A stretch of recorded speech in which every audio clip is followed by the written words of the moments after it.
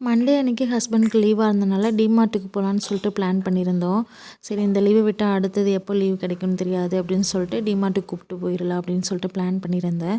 காலையில் எழுந்திரிச்சு வந்து பார்த்தா நல்லா மழை தூறிட்டு இருந்துச்சு. எங்கே நம்ம போட்ட பிளான் வந்து வேஸ்ட்டாக போயிடுமோன்னு நினச்சேன். ஒரு வழியாக ஒரு கட்டத்துக்கு மேலே மழையும் நின்றுச்சு. அதுக்கப்புறம் நானும் ஹஸ்பண்ட் பாப்பா 3 பேரும் வந்துட்டு பிரேக்ஃபாஸ்ட் சாப்பிட்டு அதுக்கப்புறம் கிளம்பி டிமார்ட்டுக்கு போயிட்டோம். அங்கே போயிட்டு திங்ஸ் எல்லாம் வாங்கி முடிச்சுட்டு 12 o'clock போல் வீட்டுக்கு வந்து சேர்ந்தாச்சு. அதுக்கப்புறம் ரெஸ்ட் எடுத்துகிட்டு நைட்டு 10 o'clock மேலே வந்து பார்த்திங்கன்னா நெக்ஸ்ட் டே சமைக்கிறதுக்கான ப்ரிப்ரேஷன்லாம் வந்து பண்ணிகிட்ருந்தோம். ஹஸ்பண்ட் கிட்ட கொடுத்து இந்த வெஜிடபிள் எல்லாமே நான் கட் பண்ணி வாங்கிக்கிட்டேன்.